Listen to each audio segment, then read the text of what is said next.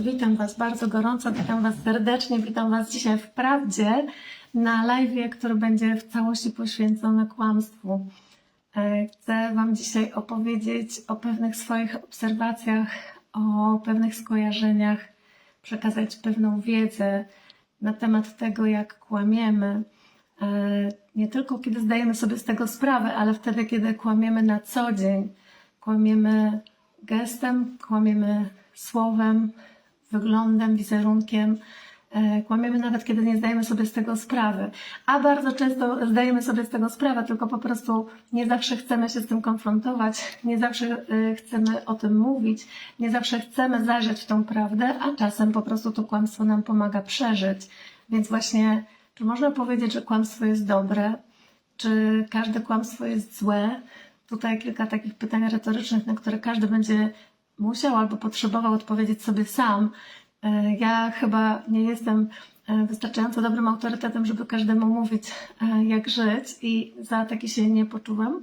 Natomiast pokażę Wam kilka ścieżek, pokażę Wam kilka tropów, pokażę Wam dzisiaj, no zobaczycie, parę ciekawostek, które może weźmiecie pod uwagę, bo jeśli gdzieś ktoś boryka się właśnie z kłamstwem w swoim życiu, jeśli ma świadomość, że to jest jego temat, a nie może z tego wyjść, to spieszę donieść, uprzejmie donoszę, że kłamstwo to program, że tak jak obserwujemy różne inne programy w biologii, które wywołują nasze choroby w ciele, które powodują, że na poziomie behawioralnym zachowujemy się tak, a nie inaczej, nie potrafimy tego zmienić, tak samo jest z kłamstwem.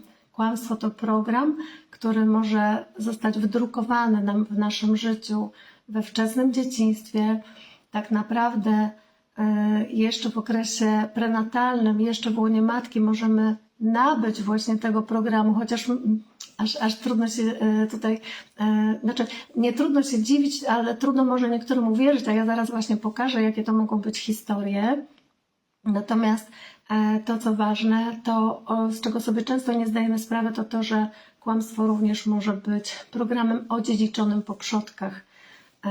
Ja patrzę właśnie, że tu się zbieramy, jest nas w tej chwili 150 osób, cały czas nas przybywa, bardzo się cieszę z tego. Ja Was przyzwyczaiłam przez ostatnich kilka live'ów do spóźnienia i teraz właśnie starałam się zacząć punktualnie, więc nie wszyscy się zgromadziliśmy od razu.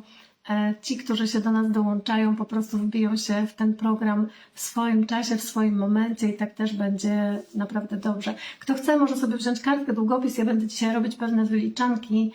Zauważyłam, że Wy te listy, które ja tworzę, bardzo lubicie. Jak materiał jest uporządkowany, kiedy można sobie w notatkach coś powyliczać, to wiem, że dla tych, którzy uczą się biologii totalnej, śledzą sobie tą wiedzę, że to jest właśnie bardzo pomocne. Także tak, możecie sobie właśnie to wypisywać. A więc przechodząc do rzeczy, przechodząc do meritum, o kłamstwie bardzo dużo mówi psychologia i na pewno każdy, kto jest dzisiaj tutaj z nami na tym live'ie, już sobie na ten temat nie jeden raz poczytał i rozważał. To jest coś, co jest zjawiskiem bardzo, bardzo naturalnym, ale też jednocześnie bardzo często ganionym, piętnowanym bardzo przez naszych rodziców, wychowawców, przez nauczycieli w szkole czy katechetów, kiedyś w kościele jeszcze mocniej, bo nazywało się grzechem i do dzisiaj tak jest, choć nie wszyscy do dzisiaj się z tego spowiadają, ale to już jest zupełnie odrębna kwestia. Natomiast należałoby się zastanowić, czy rzeczywiście każde kłamstwo, któremu podlegamy, które uruchamiamy w naszym życiu, jest kłamstwem intelektualnym. Czy rzeczywiście to, co jest napiętnowane, wynika z naszych poziomów mentalnych, z naszych decyzji, że my świadomie decydujemy się kłamać, czy właśnie niekoniecznie. Bo tam, gdzie działa program, tam, gdzie coś jest nieuświadomione, tam, gdzie coś jest silniejsze niż my, niż nasze zarządzanie sobą, właśnie pytanie, czy można to karać. Ja osobiście zawsze jestem wtedy za dociekaniem do pierwotnej przyczyny, dlaczego w ogóle dochodzi do kłamstwa, w jakim celu dochodzi do kłamstwa, no a wyciąganie konsekwencji zostawiam na później, zwłaszcza jeżeli miałoby to być karalne. Tutaj bardzo proste, od czego możemy zacząć, to to, że każde kłamstwo, które nazwiemy kłamstwem, będzie zawsze wynikało z lęku w momencie, kiedy mamy świadomość tego, że to, co robimy, jest w jakiś sposób nielegalne bądź niezgodne z zasadami społecznymi. Tutaj, słuchajcie, należy nadmienić, że każda społeczność tworzy swoje zasady, swoje reguły, swoje normy. Im wyżej uorganizowana społeczność, tym zasad tych jest więcej. Oczywiście ludzkość tak samo stworzyła sobie pewne normy, pewne zasady, choć dzielimy się na pewne społeczności w zależności od zamieszkiwanego terenu, podobnie jak zwierzęta. I tutaj chciałabym powiedzieć, że właśnie są też zwierzęce społeczności, czasem też bardzo mocno, wysoko zorganizowane, tak jak społeczność mrówek czy pszczół, zwierzęta stadne. Tam też będą panowały pewne normy, tam też będą panowały pewne zasady. I teraz my jako ludzie te zasady ubraliśmy w kodeksy, w różne przepisy, w konstytucję i w momencie, kiedy ktoś wykracza poza te zasady, z definicji wie, że sprzeciwia się swojej społeczności, w której mieszka. Taką najmniejszą jednostką społeczną może być ta najbliższa rodzina, ten zespół domowników, który tworzy dany dom, dane domostwo. Każde domostwo ma również swoje zasady, swoje jakieś reguły i wykroczyć przeciwko tym regułom to jest przekreślić szacunek w danej społeczności. To jest właśnie sprzeniewierzyć się przeciwko temu, co klanowe, temu, co tak naprawdę daje nam siłę. Więc jak spojrzymy na to z tej strony, to zaczynamy rozumieć, że te zasady, te reguły są tworzone dla społeczności, a nie przeciwko jednostce, która tą społeczność buduje. I dobrze byłoby sobie z tego zdawać sprawę właśnie w momencie, w którym ma się świadomość, że pewne reguły się łamie. No i oczywiście tak, tutaj się ciśnie na usta takie rozważanie na temat tego, czy wszystkie zasady, którym my podlegamy w dzisiejszym świecie, są dla nas. I odpowiedź jest jasna, że no niestety nie wszystkie, dlatego często wykraczamy przeciwko tym zasadom, ale nie mnie tutaj teraz mówić, które zasady są dobre, które są niedobre. Niech każdy sobie to rozpatrzy w swoim sercu. Ja tylko chcę powiedzieć, że o ile oczywistym dla nas jest, że karalne będzie wszystko to, co nielegalne, że jeżeli właśnie jest powiedziane, że handel narkotykami czy bronią jest nielegalny, jest przeciwko ludziom, to będzie to karane i my wiemy, że jeśli ktoś chciałby się zająć takim procederem, to będzie musiał to ukrywać. Każdy wie, że nie może tego zrobić jawnie, bo będą konsekwencje. To jest prosty przykład. To przenosząc na płaszczyznę społeczną dzieci w szkole, mniejsze procedery, ale one też wiedzą, czego nie mogą i też będą wiedziały, że jeśli chcą coś zrobić, to będą musiały robić to niejawnie, bo palenie papierosów w szkole jest zabronione. No i co? I można pójść tylko tam, gdzie nauczyciele palą za winklem w szkole albo w tej toalecie, do której akurat nikt nie wchodzi, żeby to sprawdzić. Tak, to właśnie tak to się odbywa, dlatego że wszędzie tam, gdzie będą postawione granice, znajdą się ci, którzy będą chcieli te granice łamać albo przekraczać.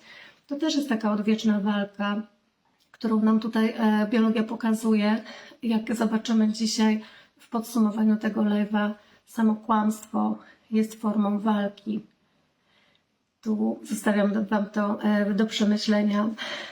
Tak, zwierzęta też mają swoje zasady, swoje normy i są też takie w obrębie jednostek danej społeczności, które będą chciały te zasady wykraczać, przekraczać.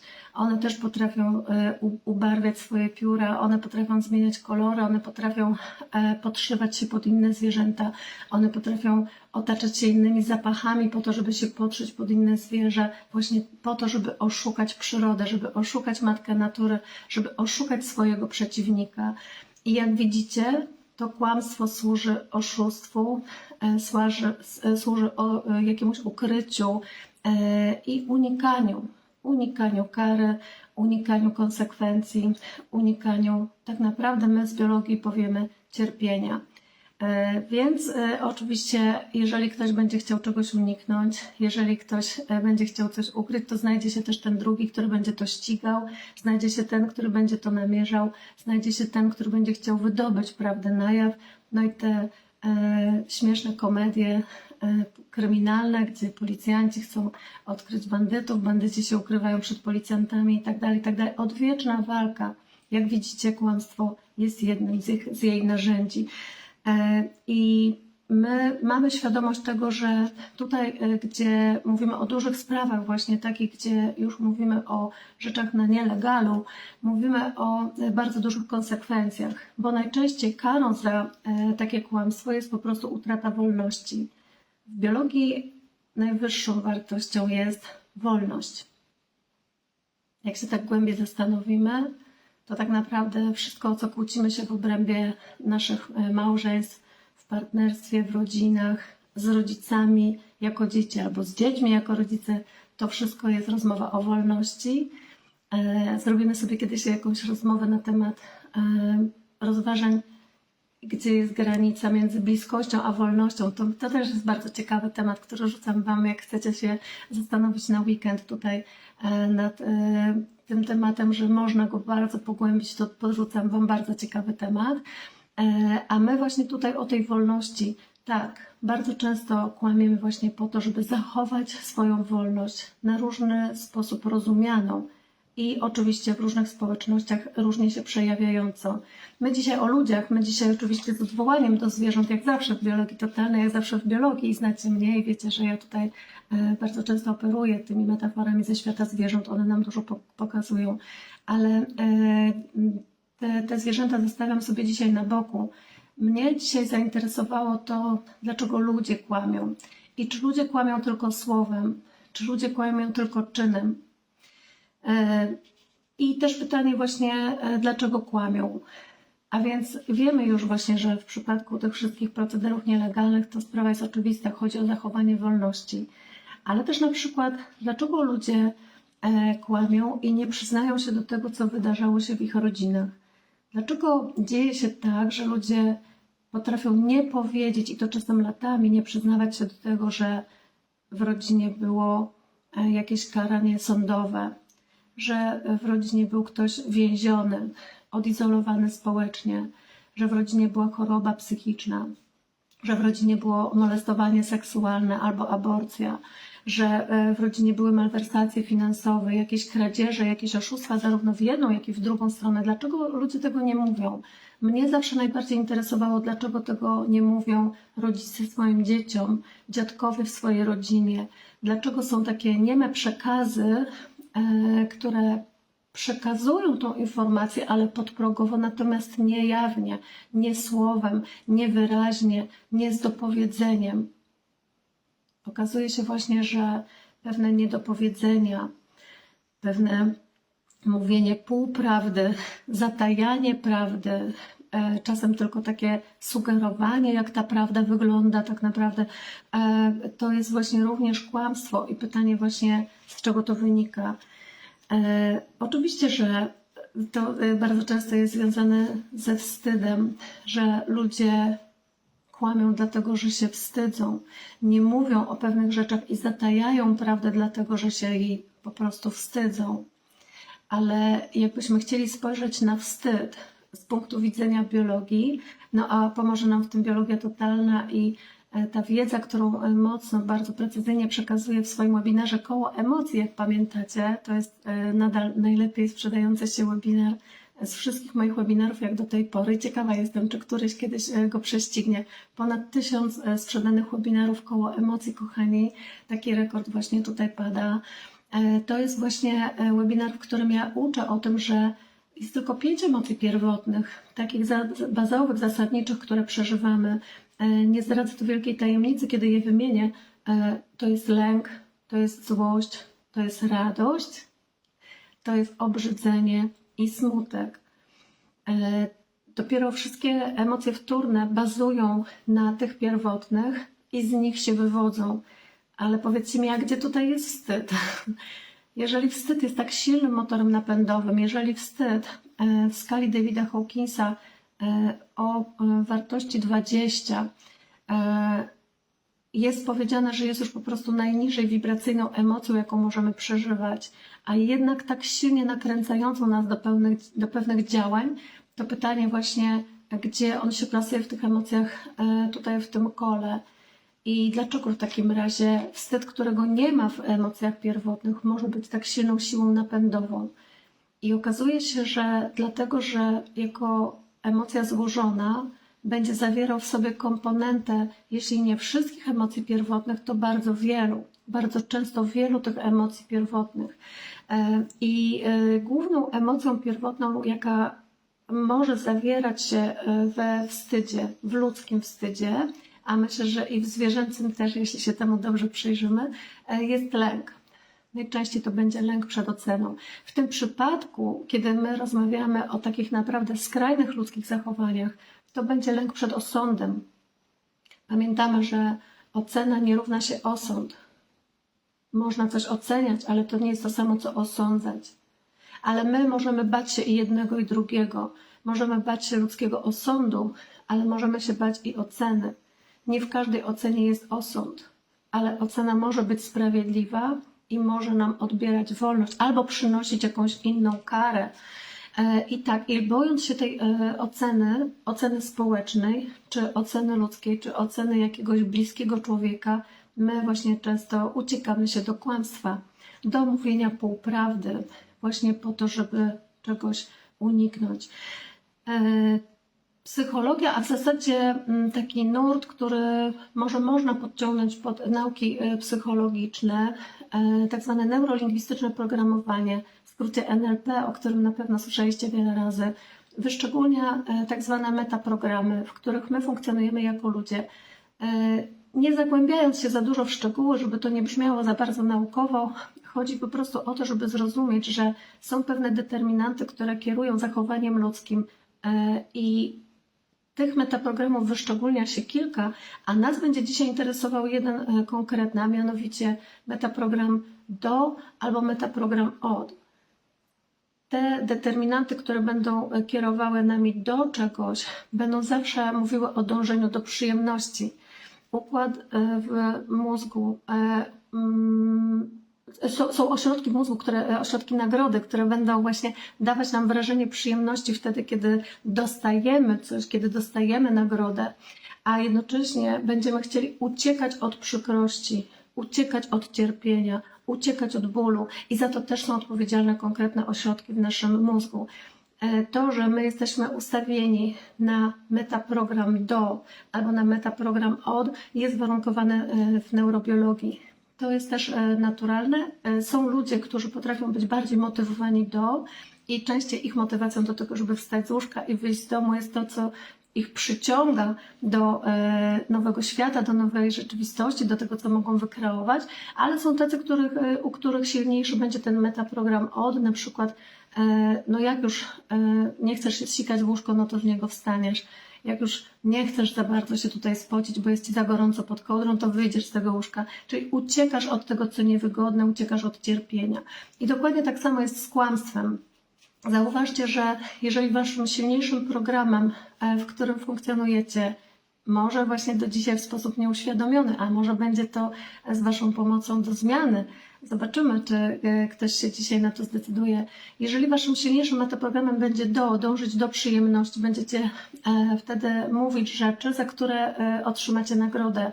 To może motywować do kłamstwa, do mówienia rzeczy, które się nie wydarzyły, po to, żeby dostać właśnie jakąś nagrodę. To jest właśnie to, co robią czasem dzieci w szkole, kiedy idą do pani, żeby się czymś pochwalić, ale potem się okazuje, że to, czym się chwalą, nie było przez nie zrobione, tylko przez kogoś innego. I można to przenieść też na świat dorosłych. Ale też są osoby, i dużo częściej to obserwuję, które żyją w takiej motywacji od, czyli motywują się do podjęcia pewnych decyzji, pewnych działań już w ostatniej chwili po to, żeby uciec od konsekwencji, od negatywnej konsekwencji, czyli my powiemy od cierpienia, czyli no żebym już właśnie nie dostał bata, no to oddam tą pracę magisterską w ostatnim możliwym terminie, to wyślę ten PIT 30 kwietnia i tak dalej, i tak dalej. To są właśnie te przykłady. I teraz, jeżeli ktoś tak żyje, jeżeli ktoś ucieka od cierpienia, to jego kłamstwo będzie kłamstwem, które będzie związane z pokazywaniem, czego nie zrobił, bo nie chce za to kary, bo nie chce za to oberwać. To jest właśnie uciekam od odpowiedzialności za rzeczy niezrobione i wtedy właśnie kłamię.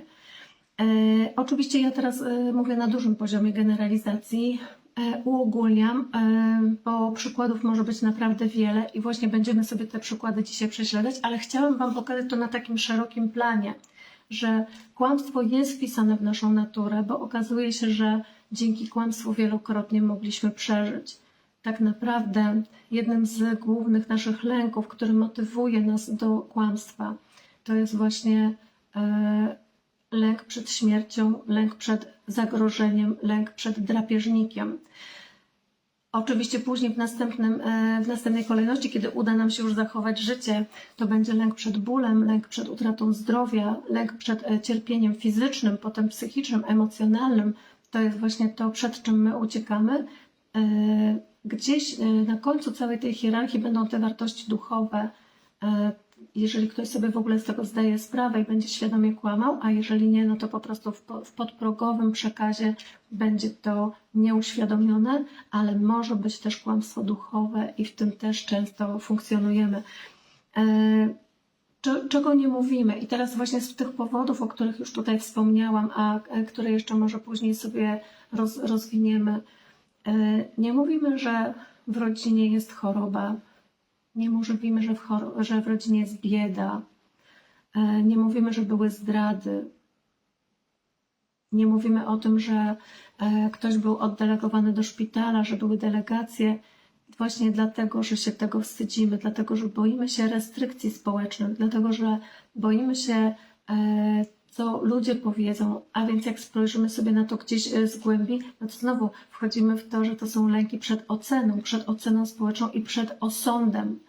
Paradoks polega na tym, że tutaj można się bać czegokolwiek, że jeżeli sobie czegoś nie uświadomimy i nie zapanujemy nad sytuacją, jeżeli ktoś kłamie nawykowo, a właśnie dlatego kłamie, że jest ustawiony na programie kłamstwa, to możemy kłamać, słuchajcie, w każdej sprawie. Ludzie potrafią kłamać, że na przykład nie mają pieniędzy i oczywiście jasnym celem takiego kłamstwa jest pozyskać pieniądze dla siebie, a więc ktoś robi z siebie bidulkę i chodzi po rodzinie i rozpowiada, że nie ma, że mu brakuje, na węgiel mu brakuje, na ogrzewanie, na opał mu brakuje, na leczenie, na leki, na jakąś pomoc dla dziecka, a może na edukację i ściąga te pieniądze po rodzinie, to tu, to tam, gdzie im się uda, albo pożyczki, które nigdy nie będą spłacone. Znacie na pewno takie przykłady i ja dzisiaj tutaj mówię to totalnie bez osądu, posługuję się tymi przykładami po to, żeby po prostu pokazać, że dochodzi do takich nieprawidłowości i do takiego odchylenia od równowagi tutaj na tej ziemi. No a to wszystko w celu wyeliminowania, maksymalnego wyeliminowania nieprawdy, jakie to jest możliwe z Waszą oczywiście pomocą, za co jestem bardzo, bardzo wdzięczna, jeśli będziecie chcieli się w ten ruch włączyć, choćby właśnie świadomością i choćby tym uczestnictwem dziś, za co naprawdę Wam bardzo dziękuję. Tak, to jest właśnie to. Ludzie chodzą po rodzinie i rozpowiadają rzeczy, które może nie są prawdziwe, bo może są te pieniądze w rodzinie, ale zawsze może być ich więcej. Więc jak ktoś ma cel, jak ktoś ma motywację do tego, żeby kłamać właśnie na przykład po to, żeby zebrać pieniądze, to będzie się do tego mówienia nieprawdy dopuszczał. Ale zobaczcie, jaki paradoks, że są też takie osoby, które będą kłamać, że mają pieniądze wtedy, kiedy ich nie mają. I wstydem dla nich będzie powiedzieć, że nie mają. Wstydem będzie przyznać się, że głodują. I znam historię, to opowiadała mi pewna moja koleżanka z takim bólem ogromnym, bo bardzo mocno przeżywała to, że dowiedziała się, że na jej własnym osiedlu znaleziono martwą nauczycielkę, która uczyła ją wiele, wiele lat wcześniej w szkole. A nauczycielka zmarła z głodu, z tej swojej pensji nauczycielskiej, z emerytury, na której była. Naprawdę brakowało jej na jedzenie i całe osiedle bardzo mocno przeżywało to, że nikt nie zdawał sobie sprawy z tego, że ta kobieta jest po prostu głęboko niedożywiona. Ona tego nigdy nikomu nie powiedziała. I zobaczcie, w jak różną stronę może dojść do przegięcia, czy w jedną, czy w drugą stronę, w odchyleniu od równowagi, jeżeli nie rozumiemy, dlaczego kłamiemy, jeżeli nie rozumiemy, dlaczego trudno nam się przyznać do prawdy. I przecież jedna i druga sytuacja, czy ktoś właśnie kłamie, że nie ma pieniędzy, czy kłamie, że ma, jeżeli kłamie, jest to odchylenie od równowagi, jest to po prostu odstępstwo od pewnej prawdy. Pytanie, dlaczego ludzie to robią? Dlaczego ludzie, na przykład mali ludzie, 2-3-latki potrafią biec, przewrócić się, obetrzeć całe kolano, leci krew, widać tą minę na ustach i mówią nie boli, nie boli, nie boli, nie boli. No boli i przecież wiadomo, że boli. Dlaczego już małe dzieci uczą się kłamać? Dlaczego kłamią? Tak, kłamstwo to program. I jakbyśmy chcieli zajrzeć pod podszewkę, to będziemy wiedzieć jedno. Kłamstwo zawsze pojawi się w celu przeżycia i uniknięcia cierpienia. Jeżeli gdzieś kiedyś dziecko zostało ukarane za jakiś zły czyn, to szybko nauczyło się, czego nie może robić. Ale jeśli jest jego słabością dalej to robić, albo jeśli jest jego w naturze dalej coś robić, na przykład biegać, kiedy mama mówi nie biegnij, bo się przewrócisz, to ono po prostu nie potrafi zapanować nad sobą i jest to cechą rozwoju dziecka, że ono po prostu potrzebuje wyćwiczyć pewne umiejętności i na to potrzebuje czasu. A co w międzyczasie, jak te nóżki same biegną? Ono wie może, że właśnie tu w tym miejscu nie było dobrze biegać, może to basen i jest ślisko, może właśnie to kościół, gdzie jest msza święta, to nie jest miejsce do biegania w tym czasie i tak dalej, i tak dalej. Ono wtedy wie, że źle zrobiło i wie, że ta kara, jaką ma, ta konsekwencja w postaci tego otartego kolana, tego bólu, jest już samo w sobie wystarczającą konsekwencją, a nie chce jeszcze dodatkowej kary w postaci gniewu rodzica albo być może jeszcze jakichś dodatkowych obostrzeń, które tutaj zostaną włączone jako metody wychowawcze. I ono szybko się nauczyło mówić nie boli wtedy, kiedy właśnie boli. Inne dziecko w momencie, kiedy zauważy, że jak coś boli, dostaje więcej uwagi od rodzica, szybko nauczy się mówić, że boli. Bo jeżeli zwraca na siebie uwagę tylko wtedy, kiedy coś boli, a jak nic nie boli, to nie ma tej uwagi, czyli tej miłości od rodzica, no to znaczy, że lepiej, żeby już bolało, niż żeby nie bolało. Bo największym bólem psychicznym dla dziecka jest ignorancja rodzica. Dziecko woli już być ukarane niż zignorowane i na to były robione badania, liczne badania przez naukowców, przez psychologów, to jest przecież potwierdzone od dawna. Tak, dziecko, które jest ignorowane, ono po prostu w ramach programu wykluczenia społecznego, czyli wykluczenia ze stada, które to program zawsze minimalizuje szanse przeżycia, ono będzie podlegać pod wszystkie mechanizmy, które sprawią, że będzie w stanie ściągnąć uwagę stada, a więc też i rodziców, że będzie w stanie dostać choć odrobinę tej energii, która jest mu potrzebna do tego, żeby czuć, że przynależy do tej klanowości, że dostaje tą miłość, na której będzie później dalej rosło. Tak właśnie jesteśmy skonstruowani, tak właśnie my jako ludzie żyjemy tutaj. I teraz zobaczcie, dwa znowu przeciwstawne programy, mówić, że boli albo nie boli. A znowu i w jednym i w drugim możemy odkryć, że jest kłamstwo. To kłamstwo pojawia się, słuchajcie, wtedy, kiedy gdzieś my byliśmy nagradzani właśnie za kłamanie wcześniej i utrwalamy sobie wtedy takie zachowanie, ale to, kiedy rozpatrzymy sobie to na osi czasu, czyli naszego życia jako osobistego, jako jednostki. Ale teraz co w momencie, w którym popatrzymy sobie wcześniej na ten tak zwany okres plan cel, na cały okres naszych narodzin, na cały ten czas ciąży, w której matka nas wykluwa, lubię czasem to porównanie, przecież my w ogóle nie mamy wtedy świadomości, my nie mamy wpływu na swoje zachowanie, tak samo w pierwszym roku życia. Jaki my mamy wpływ na nasze zachowanie? Jak my możemy świadomie kłamać? Nie, ta świadomość dopiero się rodzi. Więc pytanie, dlaczego my możemy mówić o programach, które są wbudowane już w tym czasie? Dlatego, że okazuje się, że kłamstwo to również program albo programy, bo mogą być liczne, które są odziedziczone po naszych przodkach, po naszych rodzicach, często dziadkach i pradziadkach, że my możemy uczyć się kłamstwa albo po prostu funkcjonować w kłamstwie wtedy, kiedy kłamstwo warunkowało przeżycie bądź lepszy poziom życia naszym przodkom. Kiedy kłamstwo tak naprawdę będzie też sprawiać, że w ogóle żyjemy. A to jest w ogóle niezwykła historia. Jest bardzo wiele takich ciąży znanych, ale jeszcze więcej pewnie nieznanych, do których dochodzi wskutek kłamstwa. Chociażby jak popatrzycie sobie na mit o Edypie, a to już literatura starogrecka, zobaczcie tam matka okłamała ojca to była Jokasta, tak? Okłamała swojego męża, upajając go czerwonym winem po to, żeby doszło do poczęcia. Ona chciała powić dziecko, ale była przepowiednia, która mówiła o tym, że syn, który narodzi się z tego związku, zabije swojego ojca. Znacie tą historię na pewno dalej. Wiecie, co się wydarzyło.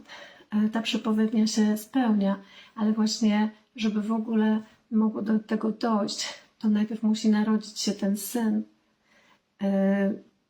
To jest właśnie z pomocą czerwonego wina kłamstwo, które może tutaj zaistnieć, ciąża, która może się pojawić. Jak wiele jest ciąży na tym świecie, które właśnie z kłamstwa wynikają. Często się, słuchajcie, zdarza tak, że kiedy kobieta chce mieć dziecko, a mężczyzna się na to nie zgadza, to ona w sposób mniej lub bardziej świadomy, bo ja też nie chcę tutaj nikomu zarzucać manipulacji, ale oczywiście ona też na świecie istnieje, natomiast chcę powiedzieć, że czasem właśnie kobiety zarządzają tym mniej świadomie, ale właśnie uwodzi swojego partnera, z którym chce mieć dziecko, ale właśnie chcący czy niechcący myli jej się ten kalendarzyk, mylą jej się te dni płodne i niepłodne. Coś jej się wydaje, że może właśnie teraz jest inaczej, a nagle się okazuje, tak, jest ciąża, chociaż miało jej właśnie nie być. Słuchajcie, dzieci, które są powite właśnie z takich ciąży, to są dzieci, które są ustawione na programie kłamstwa od razu, dlatego że dzięki kłamstwu żyją. Gdyby matka nie skłamała, to wtedy takie dziecko by się nie pojawiło. Oczywiście możemy powiedzieć, że kłamie też ojciec, kiedy upija swoją żonę. Oczywiście możemy powiedzieć, że też pewnym rodzajem kłamstwa mogą być gwałty, gdzie właśnie to dziecko się pojawia, a ono było niechciane, ale to już daleko posunięte z poziomu behawioralnego, więc też wyczujcie sobie właśnie tutaj, jaka jest wasza historia, jakie są te przekazy w waszej rodzinie, gdzie kto właśnie do jakiego kłamstwa chce dotrzeć. Ja tylko po prostu nadmieniam i pokazuję właśnie, że ta skala też może być duża. Jest, słuchajcie, niezwykła historia kolejna, którą możemy dołożyć tutaj. Zobaczcie, która wisi takim cieniem do dzisiaj na ludziach, którzy w tym uczestniczyli, a mianowicie stara historia sprzed kilkudziesięciu lat. Matka dowiaduje się, że jej córka poszła w tango i przespała się ze swoim nowym chłopakiem. Dla niej to jest nie do przyjęcia, bo ta córka straciła dziewictwo, bo ta córka jest już w jakiś sposób naznaczona. Ona w oczach tej matki, może i ojca, choć nie jest to powiedziane jawnie, my się tego domyślamy tutaj właśnie z tej historii, straciła swoją wartość. I ta matka wzywa tego chłopaka do siebie na poważną rozmowę, o której nikt nie wie, jaka była jej treść. Ale chwilę później ten chłopak oświadcza się tej dziewczynie, choć się naprawdę krótko znają, i dochodzi do zawarcia małżeństwa między tym dwojgiem, a tamten bierze za swoją żonę, za swoją przyszłą żonę odpowiedzialność. My dziś wiemy, że musiało wtedy paść między słowami, że ona jest w ciąży. Jest w ciąży przez ciebie, weź z tym coś zrób, weź za to odpowiedzialność. I on tą odpowiedzialność bierze. I wiecie, jaki paradoks? Ta dziewczyna w ogóle w tej ciąży nie była. Ta dziewczyna zachodzi w ciąży po ślubie wiele miesięcy później. Ale on, żeniąc się z tą dziewczyną, jest w świadomości, że żeni się z ciężarną i bierze odpowiedzialność za rodzinę. Dziecko rodzi się nie 9 miesięcy później, tylko rok później. I wszyscy się pytają, no na kiedy termin? No przecież już miała rodzić, a ona nie rodzi. Jak to się w ogóle dzieje? Tak, z takiego właśnie związku rodzi się potem kolejne dziecko. To będzie matka tej młodej dziewczyny, która później kłamie i oszukuje całą rodzinę na potęgę. I nikt nie jest w stanie zrozumieć dlaczego.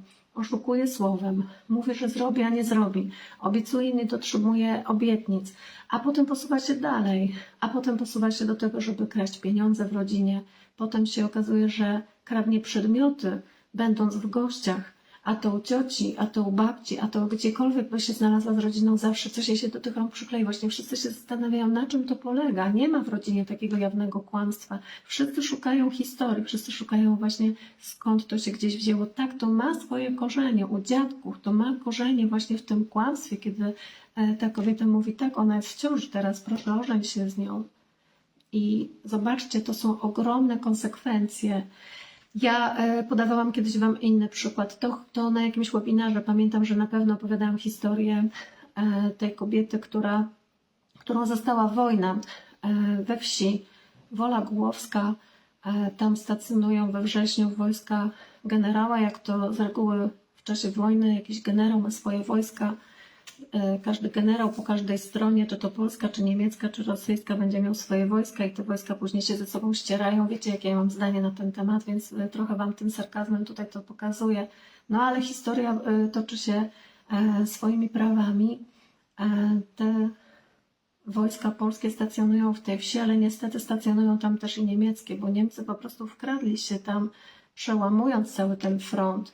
Front polski długo stawiał opór, ale jednak w którymś momencie gdzieś tam coś się przełamało i ta nasza bohaterka, od której zaczyna się cała opowieść, ona po prostu pewnego dnia rano idąc do obory wydoić krowę, odkrywa, że za tą oborą są Niemcy.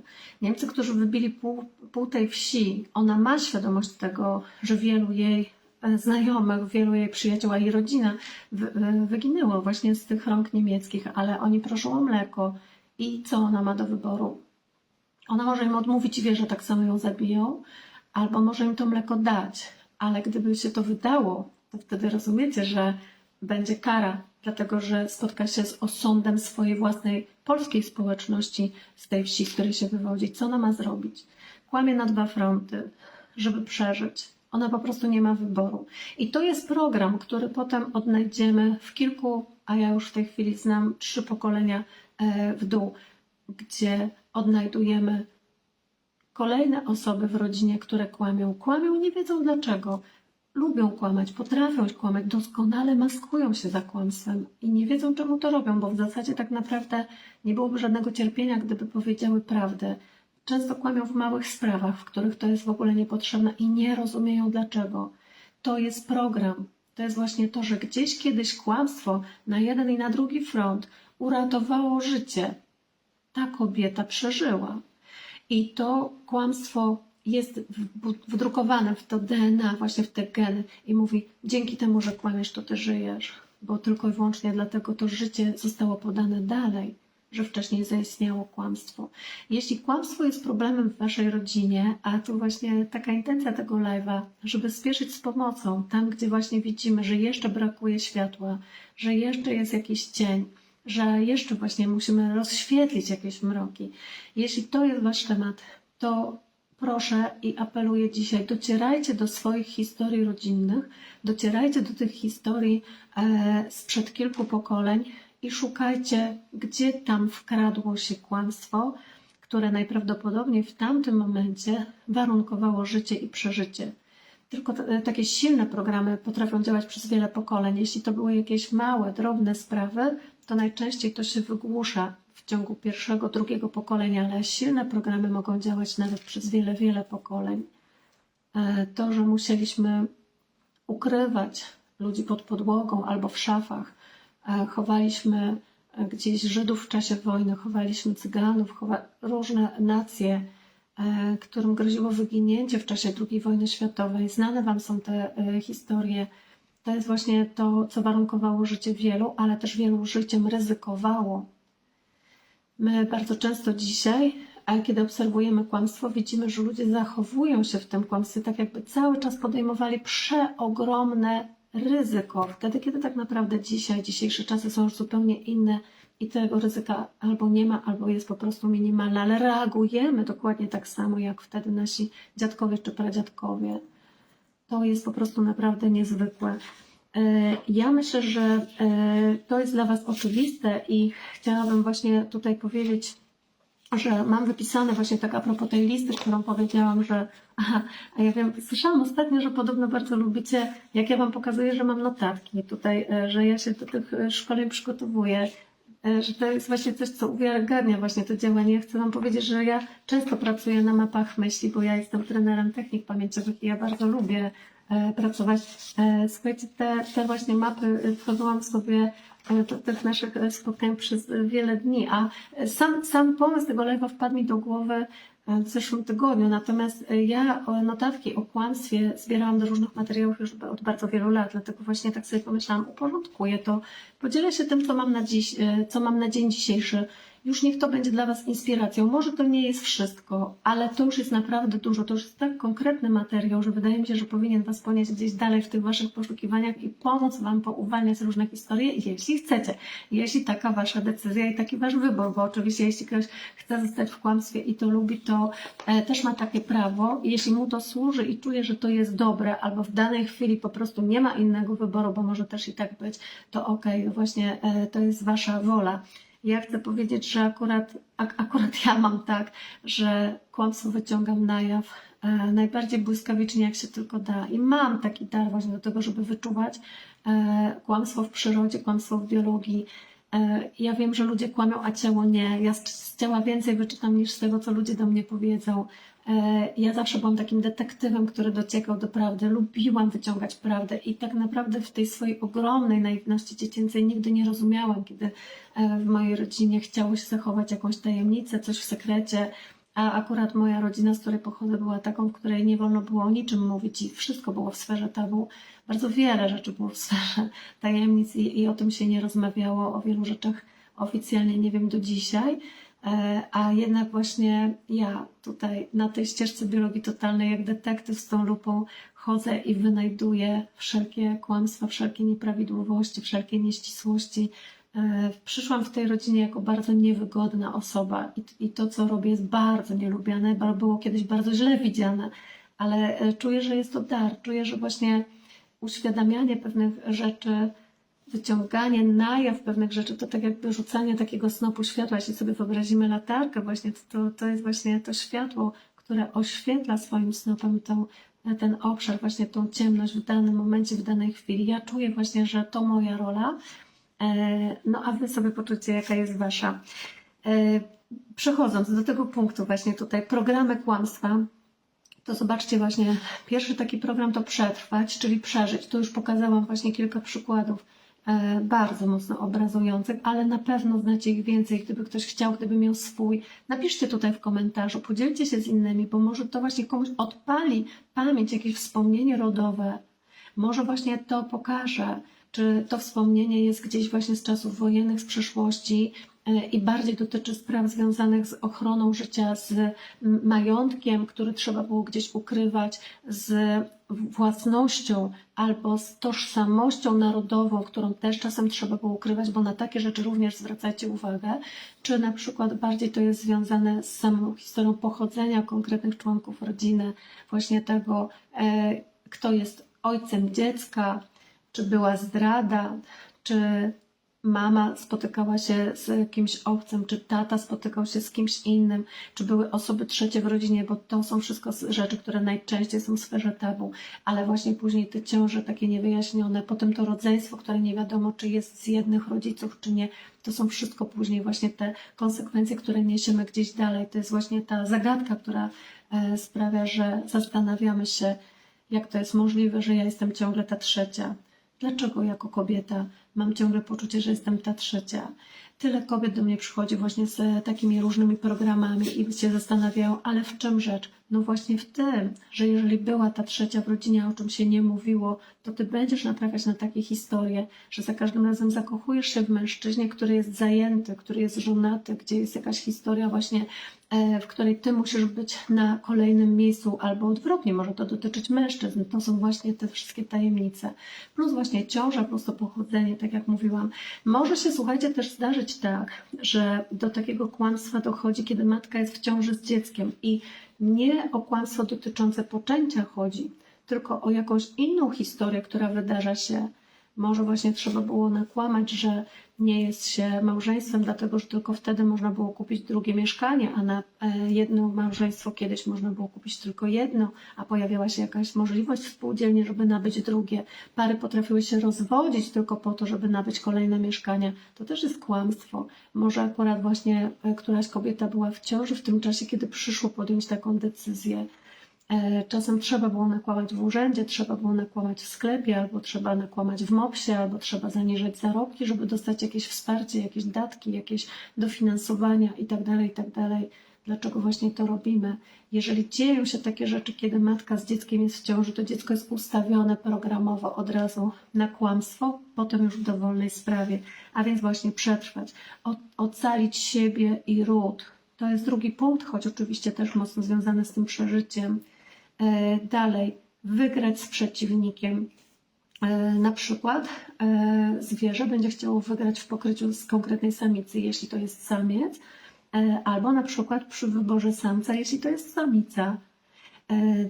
Bo zobaczcie, my dzisiaj to naśladujemy jako kobiety. W momencie, w którym my uwodzimy mężczyzn, kobiety, myślicie, że nie kłamiemy? Kiedy zakładamy obcasy, myślicie, że nie kłamiemy?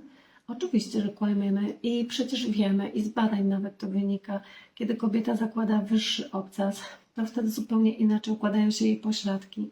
Pośladki idą wyżej, a to, że pośladki idą wyżej, działa na wzrok mężczyzny. Działa oczywiście w bardzo konkretny sposób, bo go informuje, tak, ta kobieta ma szersze biodra, ta kobieta będzie bardziej płodna, ale też będzie dobra kopulacja. Przepraszam, że to tak trywializuję. Mówię tutaj, jak to wygląda w świecie zwierząt. Tak, wyższe pośladki to jest dużo łatwiejszy dostęp do samicy przez samca.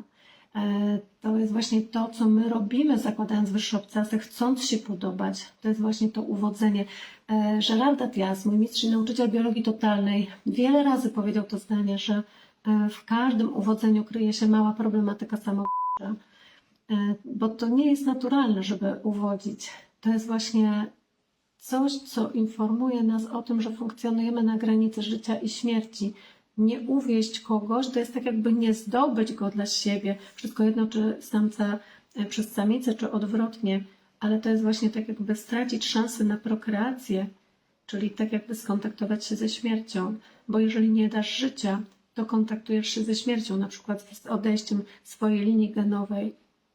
To jest naprawdę niesamowite umieć spojrzeć tak szeroko na tą problematykę i kiedyś sobie to może jeszcze rozwiniemy. W każdym razie tak, właśnie my chcemy tym kłamstwem to wygrać.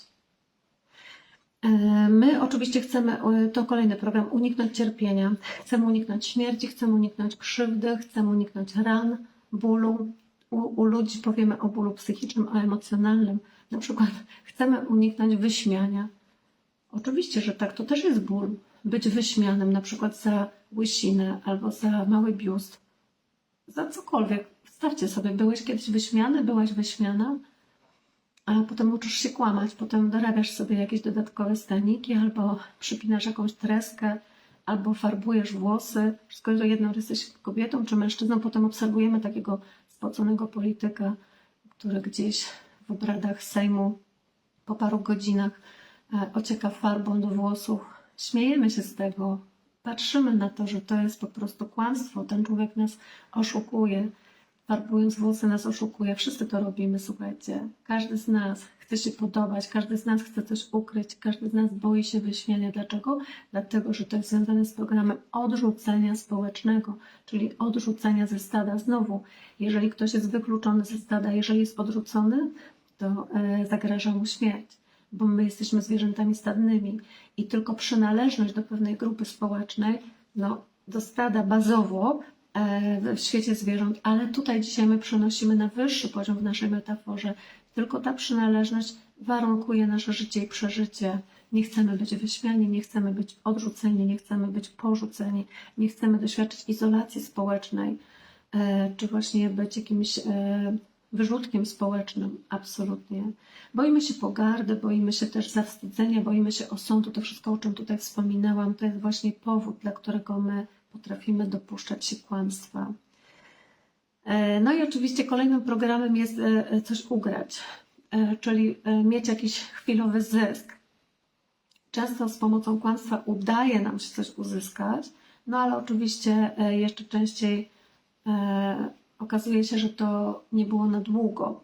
Potem przyjdzie nam zapłacić za to cenę, ale my jednak, mając nawet tego świadomość, dopuszczamy się do tego, żeby kłamać, bo na dany moment jest to dla nas wartością.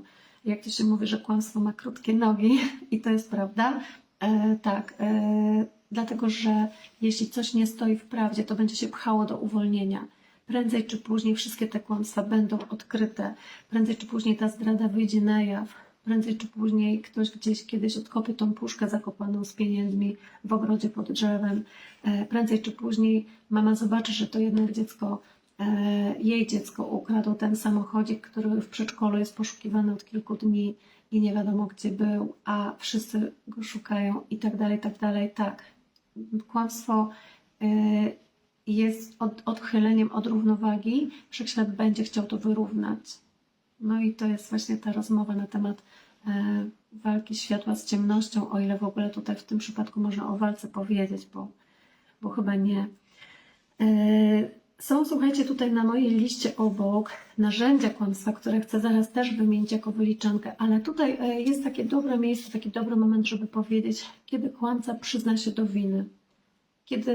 Bo kiedy kłamstwo wychodzi na jaw, to wiecie, właśnie wtedy, kiedy wibracje w danym systemie, ja bym powiedziała, że to jest system energetyczny zamknięty, w danej chwili będą na tyle podniesione, że już to kłamstwo po prostu nie będzie miało siły się utrzymywać na swoim poziomie niskich wibracji. To jest takim językiem fizyki kwantowej, ale oczywiście mówiąc innym językiem powiemy, że przyjdzie odpowiedni moment, przyjdzie czas, kiedy jest gotowość w polu rodziny do tego, żeby to kłamstwo poznać, a w zasadzie, żeby poznać prawdę. Kłamstwo wtedy wychodzi na jaw. Pytanie, czy właśnie ktoś się do tego przyzna sam, czy zostanie zdemaskowany, bo to są jeszcze też dwie różne sprawy. Bardzo często jest tak, że kłamca, oszust będzie chciał zachować swoją tajemnicę do samego końca i będzie demaskowany. Kiedy się kłamca sam przyzna do winy? Po pierwsze, słuchajcie, kiedy będzie gotowy do tego, żeby stanąć w prawdzie. Ludzie czasem nie są w stanie dłużej żyć ze świadomością tego, że popełnili błąd, że zrobili coś złego, że dopuścili się jakiegoś wykroczenia przeciwko społeczności, w której, uwaga, dalej chcą funkcjonować. Jeżeli im na funkcjonowaniu w tym danym, konkretnym społeczeństwie nie zależy, to nie będą się chcieli przyznać do winy, bo nie będą mieli z tego korzyści. Wtedy się odseparują, wtedy właśnie wyjdą gdzieś do jakiejś innej społeczności. Na przykład, jeżeli powiemy sobie, że ktoś ucieka z kraju, po prostu zakłada rodzinę gdzie indziej, albo zakłada drugi biznes, bo tutaj w tym kraju były jakieś defraudacje finansowe, jakieś malwersacje finansowe i tak dalej, to wtedy on po prostu już wie, że do tego kraju, tutaj powiedzmy do Polski, nigdy więcej nie wróci, będzie żył za granicą. Ale na przykład przenosząc to na taki mniejszy obrazek, popatrzymy sobie na człowieka, który zdradził swoją żonę, odszedł do innej kobiety, założył drugą rodzinę. Tutaj już nawet nie chcę o tym rozmawiać, tutaj nie staję w prawdzie, nie staję w świadomości tego, żeby zrekompensować cokolwiek, co się działo w tym systemie rodzinnym, tak jakby ucina pewne swoje historie i zaczyna nowe życie. Jeśli nie zależy mu na utrzymaniu kontaktu z tą starą rodziną, ze swoimi dziećmi, jeżeli tutaj były powite w tej starej jednostce, właśnie w tym starym systemie, to odetnie się od tego, niegotowy do konfrontacji ze sobą i właśnie do wzięcia odpowiedzialności za swoje czyny. Tak wtedy będzie się działo. Być może powtórzy to później kolejny raz i kolejny w kolejnych rodzinach, być może nie. Być może właśnie zyska świadomość tego, że to było złe, że to skrzywdziło innych, że on sam siebie skrzywdził takim zachowaniem i wtedy być może przyzna się do winy. Taki człowiek, który stanie w prawdzie i do tego, słuchajcie, czasem ludzi skłania poważna choroba, czasem śmierć jakiejś bliskiej osoby, czasem paradoksalnie, ale osadzenie w więzieniu albo w szpitalu, gdzieś jakieś odosobnienie, to, czy ścieżka duchowa, na którą ludzie czasem potrafią wejść, to są właśnie takie mocne bardzo zwroty akcji w życiu takich ludzi, którzy wtedy właśnie są w stanie zdać sobie z czegoś sprawę, bo konfrontują się sami ze sobą, ale to wymaga odwagi, to wymaga głębokiej świadomości, pracy nad sobą, to później będzie wymagało ogromnej pokory do tego, żeby przyjść, żeby się przyznać do tego kłamstwa, żeby zgłosić się w odpowiednie miejsce i o tym powiedzieć, żeby przeprosić, żeby wziąć na siebie odpowiedzialność i ponieść konsekwencje tego, co się zrobiło. Także właśnie kiedy kłamca się przyzna, kiedy będzie do tego gotowy. Albo jest jeszcze też inna wersja, kiedy będzie czuł taki człowiek, że będzie mu wybaczone. Słuchajcie, ludzie nie przyznają się do kłamstwa wtedy, kiedy wiedzą, że będzie się to spotykało z jakimś ostracyzmem, z silnymi restrykcjami, że będzie po prostu bardzo poważna kara, nawet właśnie w ostateczności w postaci odosobnienia, odrzucenia, wykluczenia społecznego. Wtedy taki człowiek może iść w zaparte i do samego końca się po prostu do swoich czynów nie przyznawać.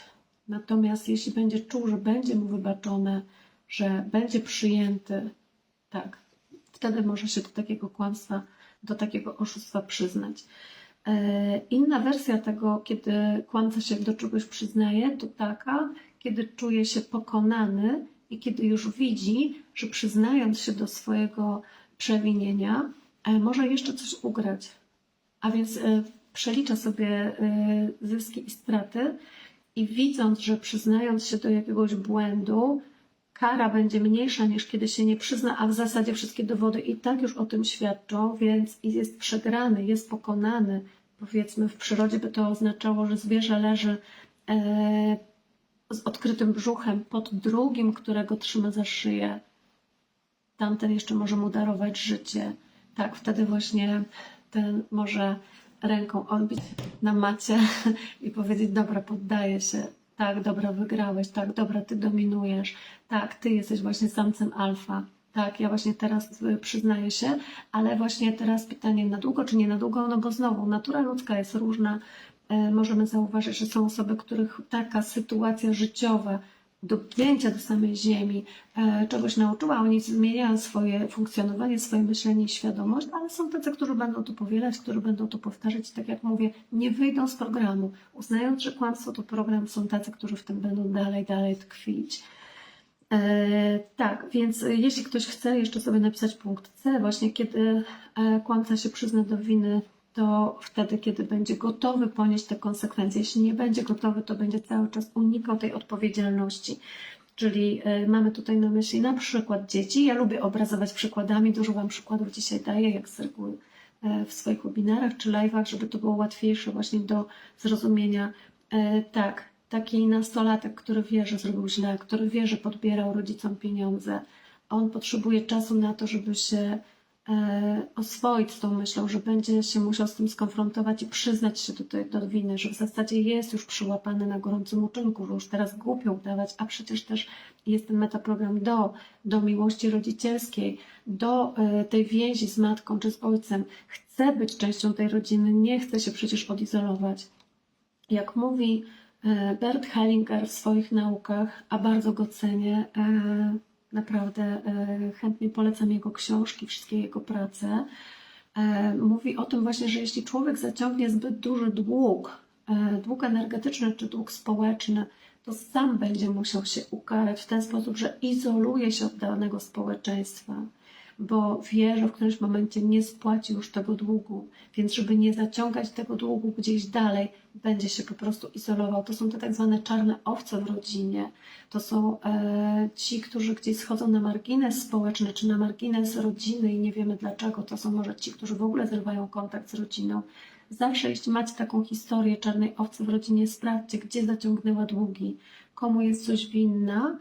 I nie dlatego właśnie ucieka, że ktoś ją wydalił z tej społeczności. Paradoksalnie właśnie nie, tylko ona sama się ukarała. I my powiemy właśnie, że to taki człowiek, który właśnie, no nawet nazwiemy go, czy osądzimy właśnie jako obrzydliwy, czy złodziej, czy malwersant, w każdym razie na różne sposoby. Ale nie, to wygląda inaczej. Właśnie to nie o to chodzi, że tak zły jest ten człowiek, że zabrał, ukradł, nie spłacił długów, nie oddał pożyczki, jeszcze w dodatku się oddalił od rodziny, tylko on oddala się z miłości. On oddala się od tej rodziny po to, żeby więcej nie kraść, po to, żeby nie umiejąc prosperować w tym systemie, w którym przyszło mu żyć, żeby właśnie nie pogłębiać swojego długu energetycznego czy karmicznego.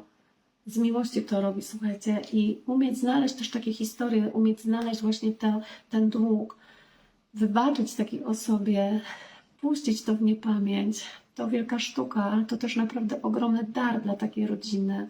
Dlatego Bert Hellinger uczy, żeby przyjąć taką czarną owcę zawsze z miłością, żeby popatrzeć, że ona robi to dla nas, że właśnie gdzieś od nas się oddala, dlatego że w ten sposób pozwala też nam nie tkwić w jakiejś nierównowadze, bo zobaczcie, jeśli komuś cały czas dajemy, a ktoś bierze i nie oddaje, to my jesteśmy współuczestnikami, współtwórcami tej nierównowagi.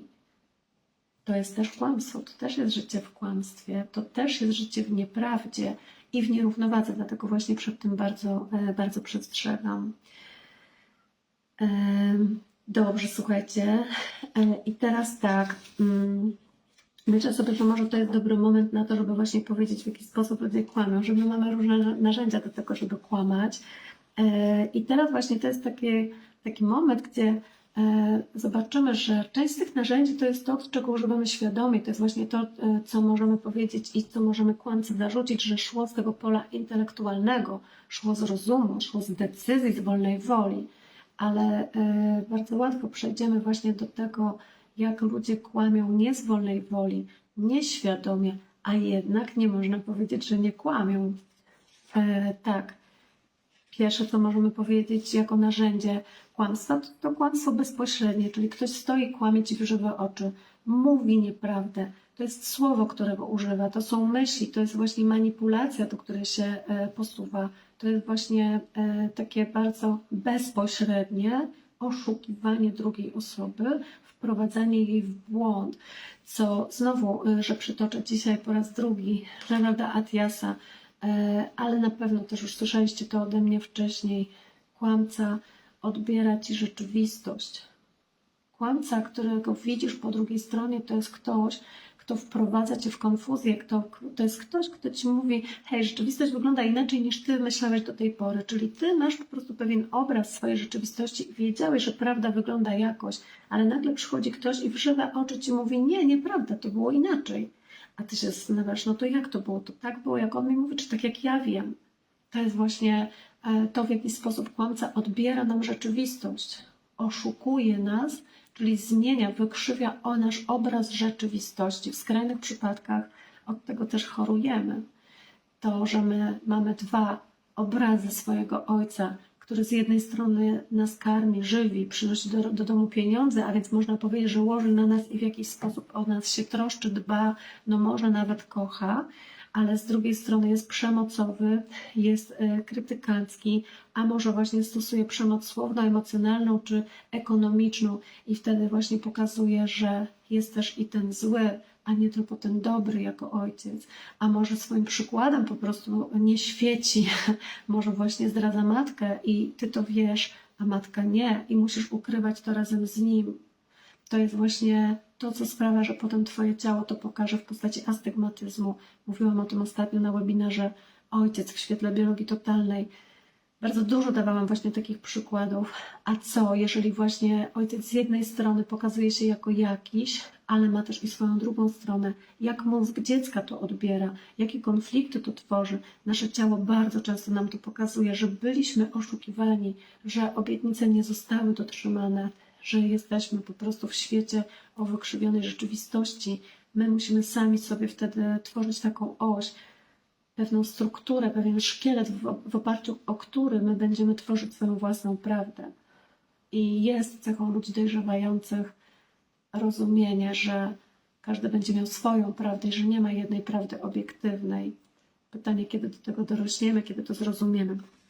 Ok, więc kłamstwo bezpośrednie jest jednym z narzędzi kłamstwa, to jest oczywiste. Dalej, mówienie półprawdy, a więc taka manipulacja słowem i myślą, gdzie częściowo mówimy prawdę, ale po to, żeby w tej drugiej części jakiś kawałek tej prawdy ukryć. Dobry kłamca zawsze to zrobi. Dobry kłamca zawsze poda ci jakiś kawałek prawdy w tym, co mówi, żeby zyskać wiarygodność, bo tylko wtedy za nim podążysz, tylko wtedy twój mózg go przyjmie jako wiarygodnego i będzie chciał go dalej słuchać. Ale gdzieś tam pod spodem, właśnie w tej drugiej nitce, poda ci to kłamstewko, jakieś tam jedno słówko półprawdy, coś powie, coś nie dopowie. To jest właśnie to, w jaki sposób ludzie nas też oszukują. To jest właśnie to, co zobacz, czy jest twoim udziałem. Jeżeli tak, zapytaj się siebie, dlaczego to robisz, a potem po co. Pamiętacie mój wpis, że zadać sobie pytanie dlaczego, to nie to samo co po co? Jeżeli nie znacie jeszcze tego artykułu, jest na moim blogu, to zachęcam serdecznie, przeczytajcie. Dalej, omijanie prawdy, czyli znowu jakieś pogłębienie tego, o czym mówiłam do tej pory, mówienie półprawdy, no przynajmniej półprawdy się tam znajduje, ale jak omijasz prawdę, to w zasadzie tej prawdy tam w środku już nie ma, czyli tak mówisz, że kręcisz się wokół tej prawdy, sugerujesz tą prawdę, ale jednak jej nie mówisz do końca. Znowu są mistrzowie sceny, którzy potrafią tym władać mistrzowsko. Następne narzędzie, odwracanie uwagi.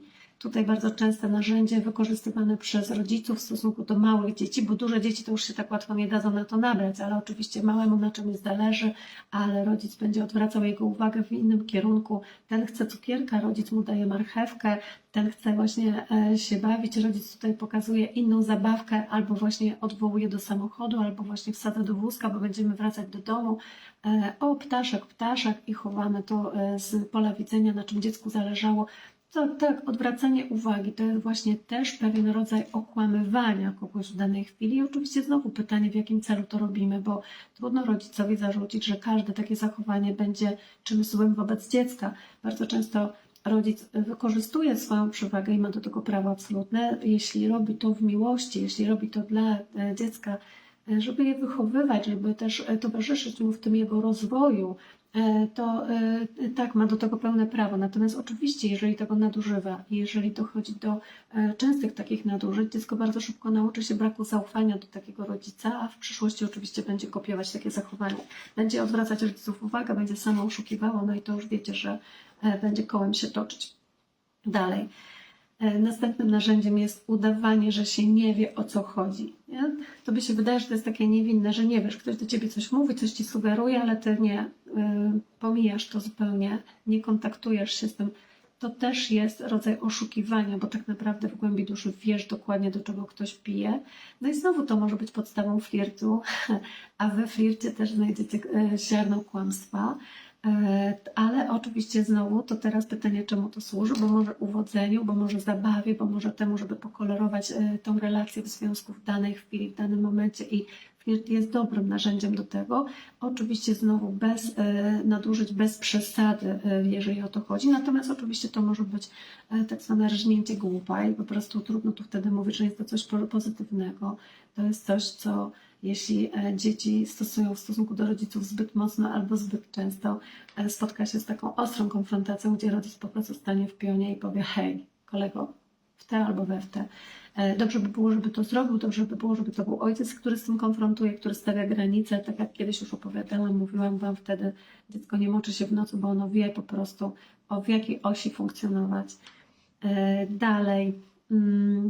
Jakie może być jeszcze narzędzie kłamstwa? Słuchajcie, to może być wykorzystywanie przewagi, jaką jest wejście w posiadanie jakiejś informacji, którą się nie dzieli z innymi. Czyli na przykład ty coś wiesz, ale komuś tego nie powiesz i to ci da przewagę. Na przykład znasz pytania na egzamin i nie podzielisz się z kolegami. To nie jest takie kłamstwo bezpośrednie, ale umówmy się, w jakiś sposób oszukałeś rzeczywistość, dlatego że nie były równe prawa wszystkich w danej chwili. To jest to, co jest wykorzystywane w mediach przez dziennikarzy, bardzo często przez polityków, przez naszych rządzących. Generalnie to jest częste narzędzie używane przez rządzących, przez tych, którzy mają władzę nad innymi, ale oczywiście nie mówię, że każdy, kto ma władzę, musi tego narzędzia używać. Natomiast często to na tych wysokich stołkach obserwujemy. To może być używane przez szefa w firmie, to może być używane przez rodzica w stosunku do dziecka. My już coś wiemy, ale dziecku nie powiemy. I teraz zobaczcie, jeżeli na przykład jest taka historia, że rodzina jedzie sobie gdzieś na wakacje, teraz mamy taki letni czas, taki właśnie wakacyjny i rodzice wiedzą, że na miejscu, gdzie dotrą, będzie jakaś niespodzianka, powiedzmy będą jakieś dmuchańce, skakańce w morzu, a dziecko jeszcze o tym nie wie. I rodzice mają tą informację i mówią rano dziecku: chodź, jemy szybko śniadanko i idziemy nad morze, a dziecko, że nie, bo ono jeszcze się chce bawić tutaj, a rodzic wie, że właśnie ma takiego asa w rękawie, to może to wykorzystać na plus, więc znowu intencja się liczy, choć trzeba umieć zobaczyć, że tam pod spodem jest to kłamstwo, takie bym powiedziała malutkie kłamstewko i do niego się uśmiechniemy. To jest właśnie to, kiedy masz prezent dla kogoś i ukrywasz, a jutro urodziny, a ty już właśnie trzymasz to pod łóżkiem albo w szafie. To jest właśnie to, że w lodówce stoi tort, którym chcesz kogoś przywitać, bo właśnie zdobył złoty medal. To są właśnie te historie takie, które poczytamy za plus. Ale oczywiście historia może być działająca w drugą stronę. To może być narzędzie wykorzystywane przeciwko komuś. Ktoś wiedział o tym, że był wybuch w Czarnobylu, ale tylko nieliczni dostali jod pierwszego dnia.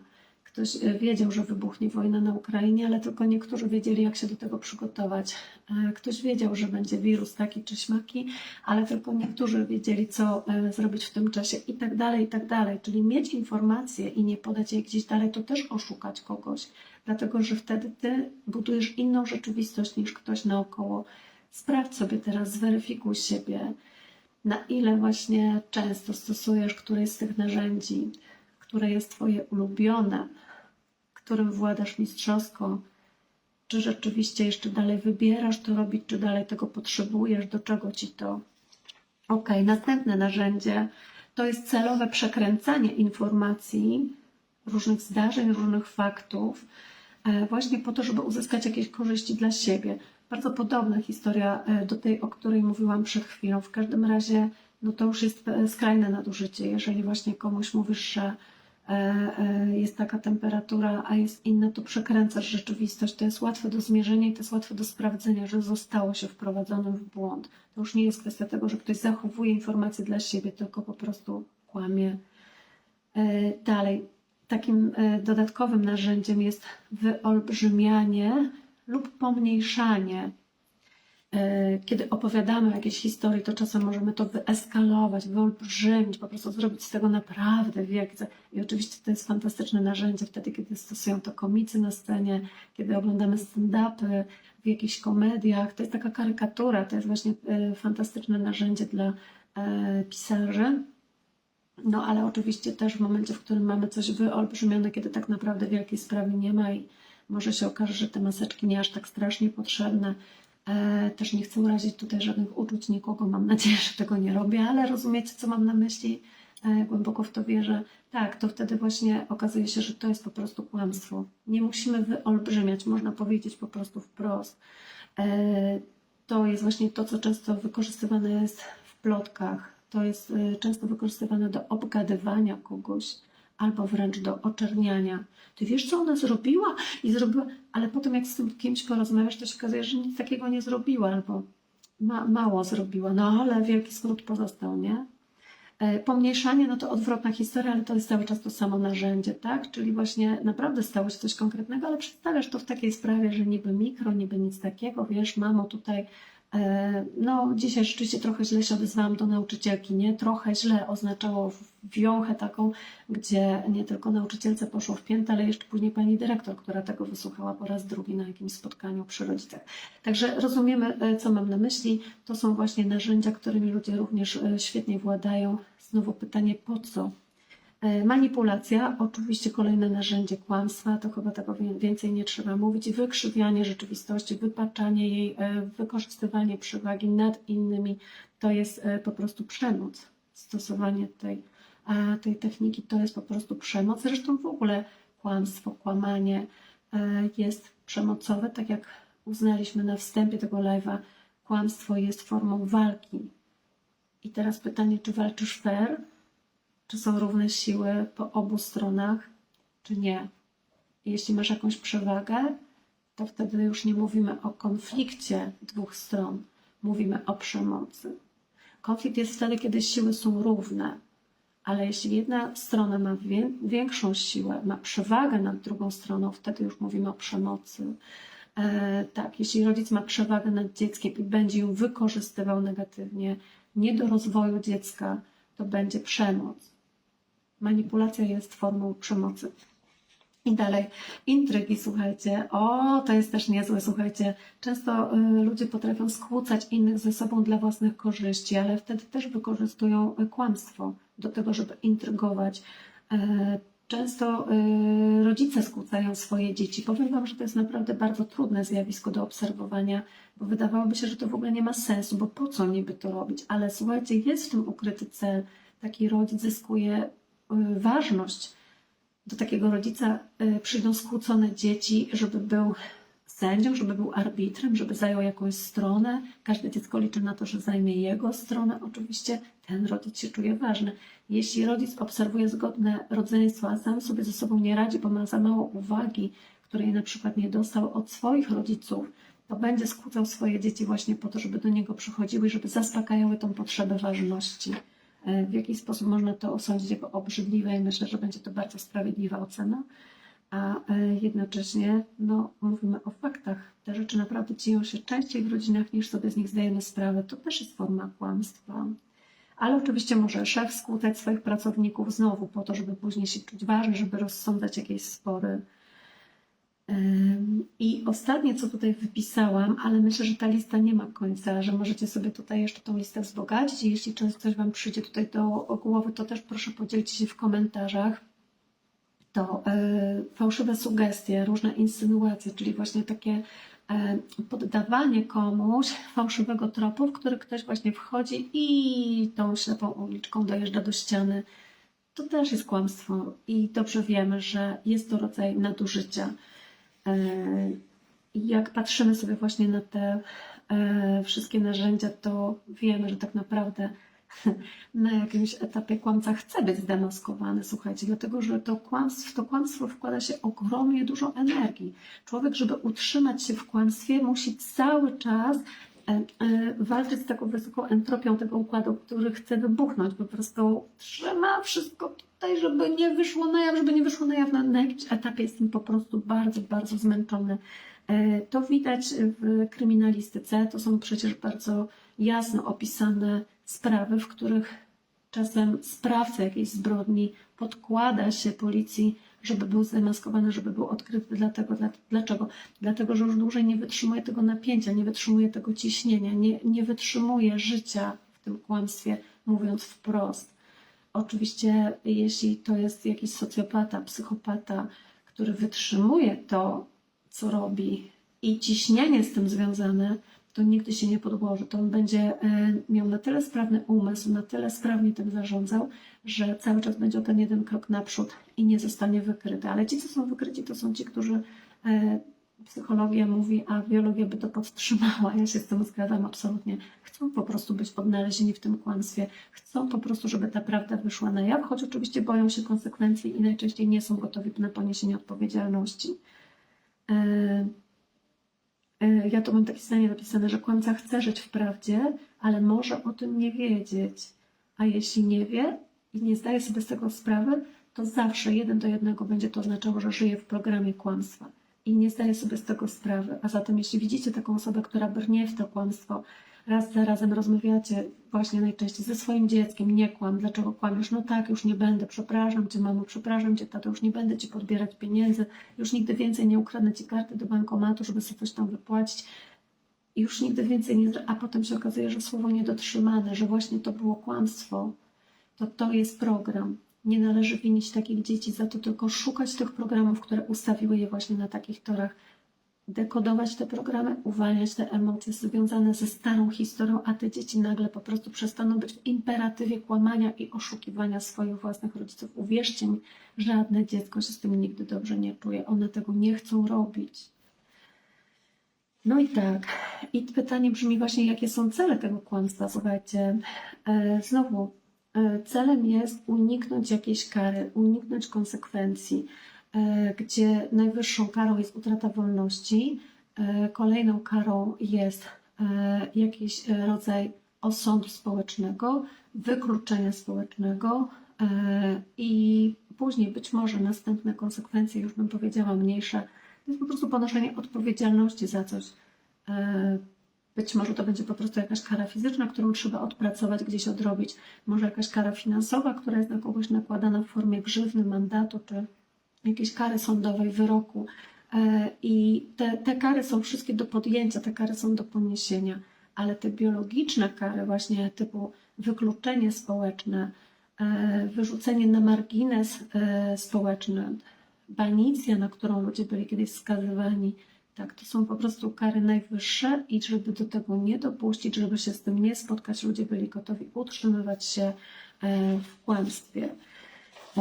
To bardzo, bardzo ciekawe, słuchajcie, że właśnie oprócz tego, że my kłamiemy właśnie w taki sposób, jak tutaj wyliczyłam w tej naszej wyliczance, to kłamiemy jeszcze, słuchajcie, na różne inne sposoby, bo na przykład powiedzcie mi, czy przedłużanie sobie włosów, albo sztuczne rzęsy, czy domalowywanie brwi, czy powiększanie ust, czy to nie jest kłamstwo?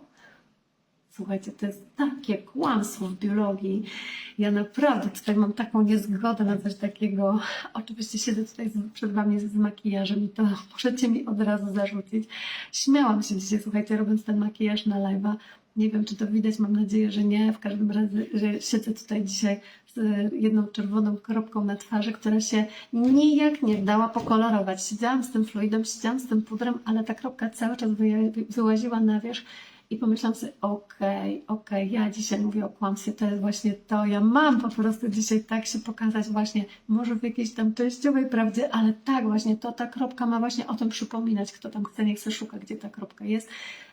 Nie wstydzę się tego dzisiaj, dlatego że wierzę, że nie jedna, która ma jakąś tam czerwoną kropkę, gorąco, upał, potrafimy się dzisiaj spocić, takie tam różne historie, różne rzeczy na skórze mogą się dziać, ale właśnie, dlaczego to robimy? Przychodzi do mnie koleżanka, naprawdę dobra znajoma, którą znam od bardzo, bardzo dawna, powiększyła sobie usta i to już 2 razy i się pyta, no jak, podoba Ci się? A ja się patrzę na to i jeśli wyizoluję sobie ten fragment, to mogę powiedzieć, no jest okej, no bo nadal widzę usta i w jakiś sposób one są proporcjonalne w przyrodzie, ale ta dziewczyna po prostu już nie jest sobą. Dla mnie po prostu to, kiedy ja ją znam z osobowości, z mimiki, z gestykulacji, z tej fizjonomii, to jest właśnie to, co było spójną całością. Ona po prostu taka była i w związku z tym właśnie tak można było odbierać jej słowa, jej usta, jej wszystko, jej całość. I teraz nagle jakiś jej fragment właśnie w postaci tych ust wygląda inaczej i mówi do mnie co innego. Ja się pytam, dlaczego? Co to mówi? Ja po prostu nie umiem tego przyjąć jakoś tak. Jestem przeciwna wynaturzaniu i o ile bardzo cenię sobie te techniki, teraz mówię za siebie swoim głosem, nie za całą biologię totalną, ale myślę, że wielu by się ze mną tutaj zgodziło. O ile bardzo cenię sobie wszystkie takie techniki medycyny estetycznej, które służą do tego, żeby zatuszować pewne defekty po tym, jak ktoś uległ zeszpeceniu w wyniku jakiegoś dramatycznego wypadku czy poparzenia, czy może narodził się z jakąś wadą i właśnie tu trzeba teraz to w jakiś sposób skorygować, właśnie po to, żeby ktoś nie wzbudzał takiej niezdrowej ciekawości ze strony społeczeństwa, żeby nie budować jakiegoś dodatkowego nadbudowania właśnie tutaj tej uwagi. To tak, ja to sobie naprawdę bardzo cenię. Tak? Jeśli rodzi się dziecko, które nie ma jednego ucha, tak jak ostatnio właśnie się spotkałam właśnie takie, jeśli rodzi się właśnie ktoś, kto ma jedną brew dużo wyżej niż drugą i oczywiście w biologii coś to znaczy, to ja jestem właśnie za tym, żeby zrozumieć, co to ciało pokazuje i jaka historia za tym stoi, co to jest za program, który to pokazuje, to jest jakby jedno, ale też nie mam nic przeciwko temu, żeby to skorygować tak, żeby komuś ułatwić życie w tym świecie, który dzisiaj bardzo mocno wszystko fotografuje, uwiecznia i ocenia. Natomiast jeżeli ktoś coś sobie naddaje, nie właśnie po to, żeby wyrównać jakieś takie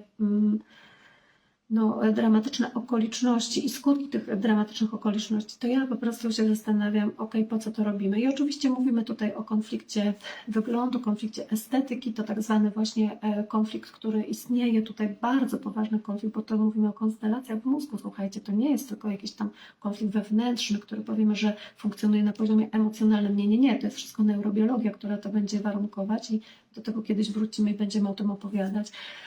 To właśnie jeżeli przyjrzymy się gdzieś, że ktoś funkcjonuje w takim konflikcie, gdzie nie akceptuje sam siebie, gdzie brakuje miłości własnej, to będzie sobie dorabiał właśnie te brwi, te rzęsy, te usta, te złote nitki wplatane. Co my tam jeszcze mamy? Słuchajcie, peruki, dopinane włosy, treski właśnie, przeszcze włosów, które robię. Właśnie tylko trzeba zrozumieć jedną rzecz. Każda z tych rzeczy, którą robisz i wiesz, że jest nienaturalna, każda z tych rzeczy to jest coś, co oszukuje przyrodę, co w świecie zwierząt by było odbierane jako fałsz.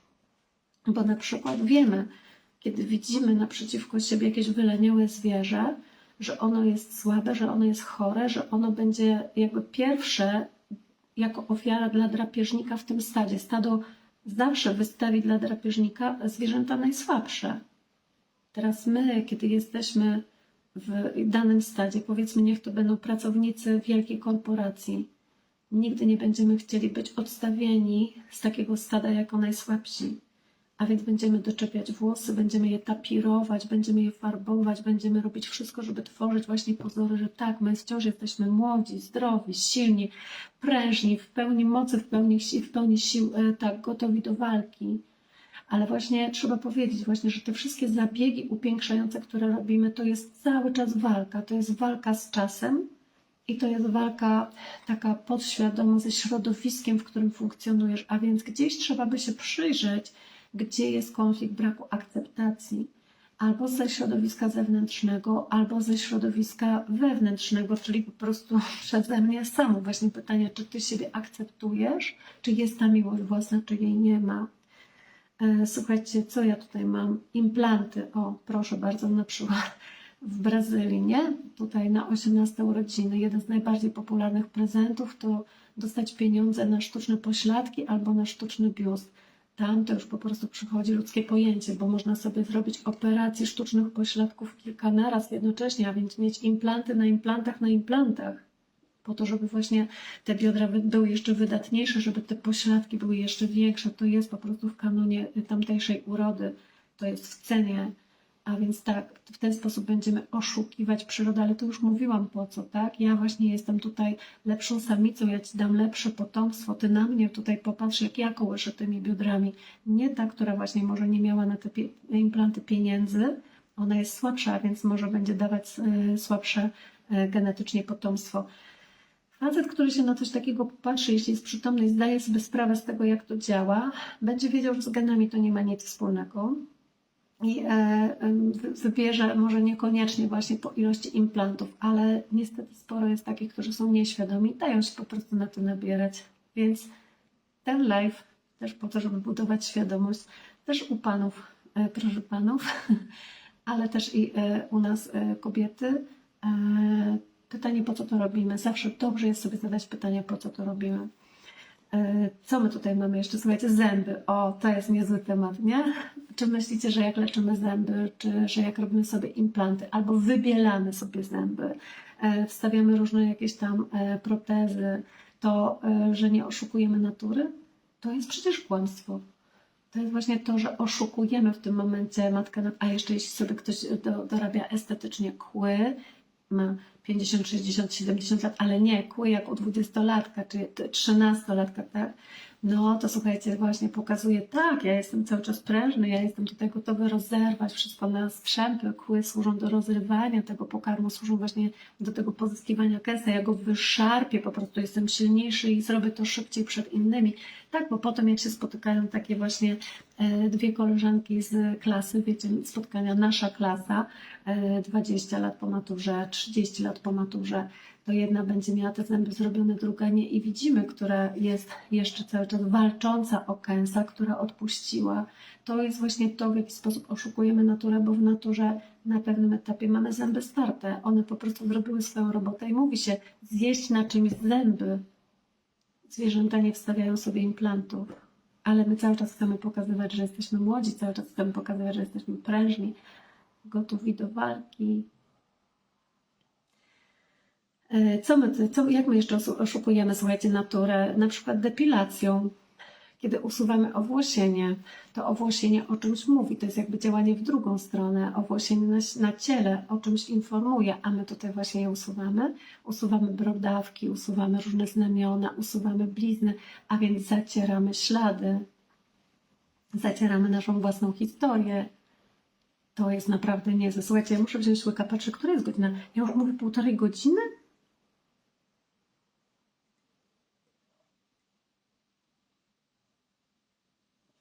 Chyba ja muszę Was tutaj puścić do łóżka spać. To późno się zrobiło, słuchajcie.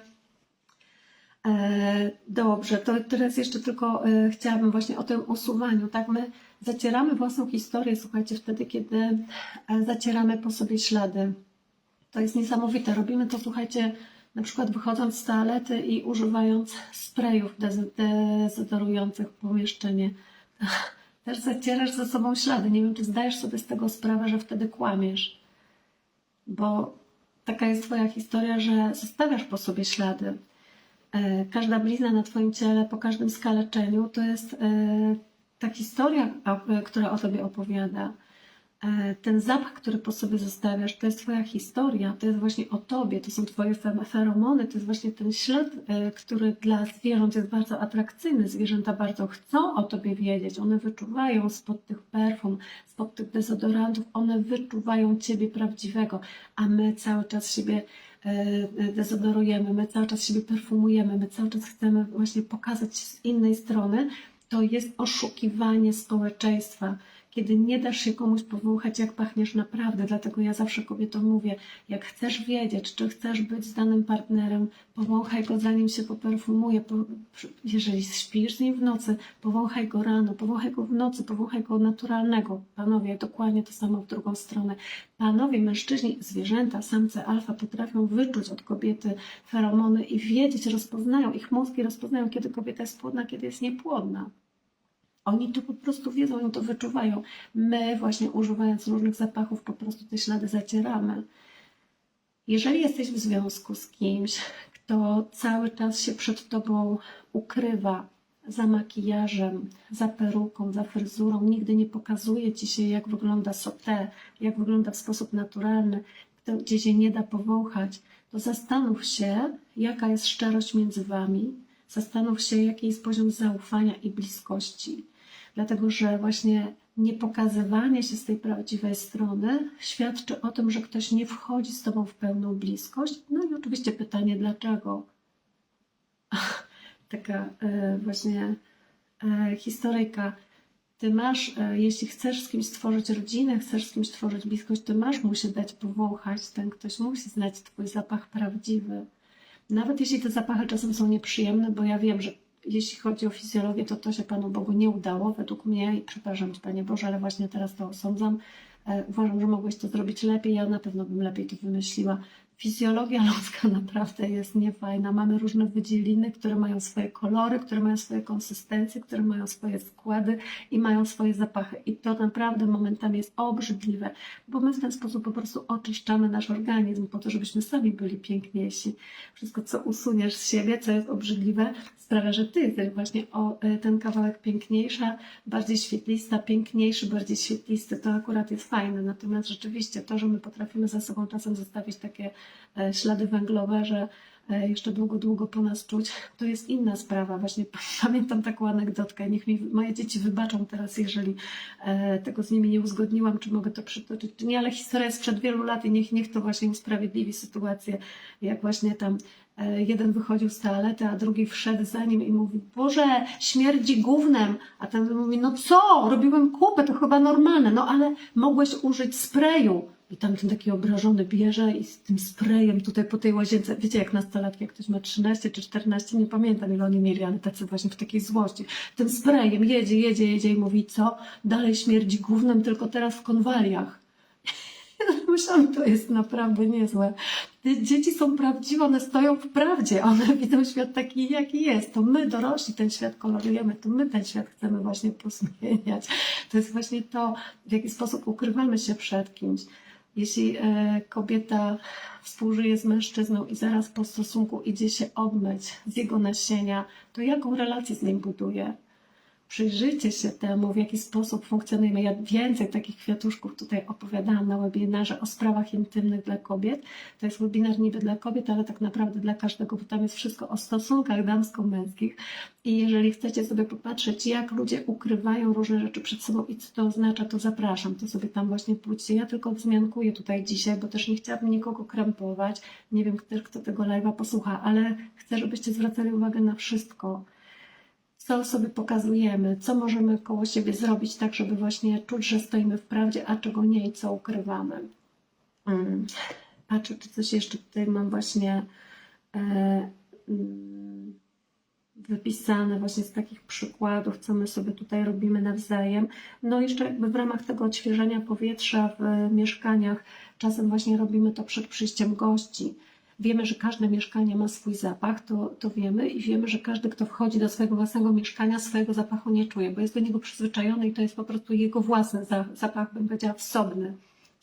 Ale jak przychodzą goście, to czasem się tego zapachu wstydzimy albo właśnie chcemy coś odświeżyć. I te kadzidełka, i te spreje, różne jakieś olejki, dyfuzory i tak dalej, i tak dalej. pytanie, po co to robisz, bo jest zupełnie co innego, kiedy twoją intencją jest podnieść wibrację pomieszczenia. Jest zupełnie co innego, kiedy używasz właśnie szałwi czy olejków eterycznych, które są wysoko wibracyjne i to jest właśnie twoja intencja, żeby to pomieszczenie oczyścić, czy chociażby zadziałać antyseptycznie, bo one też mają takie swoje właściwości, ale jest zupełnie inna intencja, jeśli chcesz coś ukryć przed gośćmi, żeby nie wyczuli, żeby się nie domyślili, albo żeby właśnie, nie wiem, nie wiedzieli, że coś śmierdzi w lodówce, bo tam jakieś stare jedzenie, to tutaj zapach, tralala i wszystko będzie super. No to rozumiecie, to jest kłamstwo.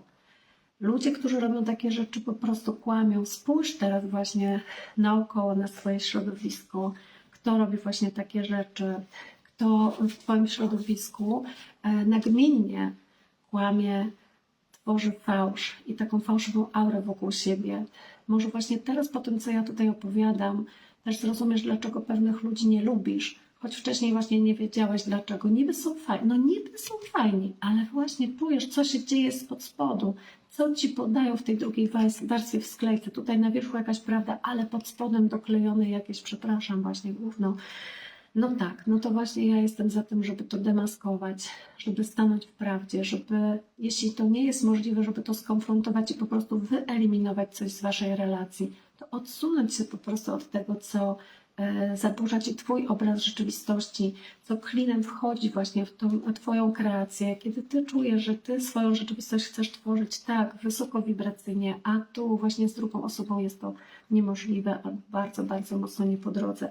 To takie właśnie refleksje, takie rozważania na ten temat, na wielu różnych przykładach, które dzisiaj pokazywałam. I na koniec chcę wam tylko powiedzieć tutaj, że mam taki fragment tekstu, który tak mi wyszedł spod pióra po prostu, z którego może kiedyś zrobię posta, może właśnie po prostu wam o tym powiem, bo myślę, że z tym dzisiejszym tematem się to też bardzo wiąże.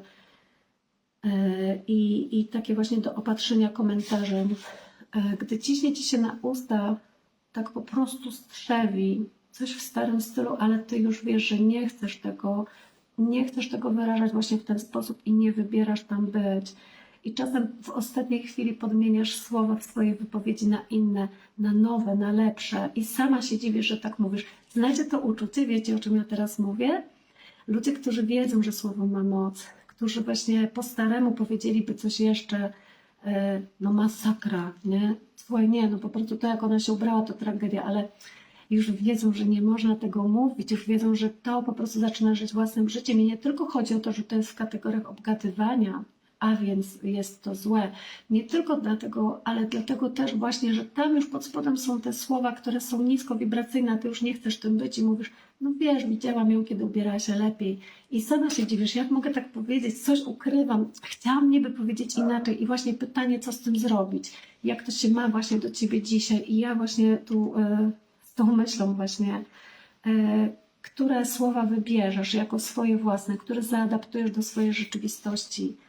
I gdybym miała komuś coś doradzić, to bym powiedziała, podążaj za tymi nowymi słowami, bo one cię poniosą w twoją nową przyszłość, którą kreujesz i z jakiegoś powodu czujesz, że podmieniasz jedne słowa na drugie i to jest dla ciebie lepsze i wyżej wibracyjne.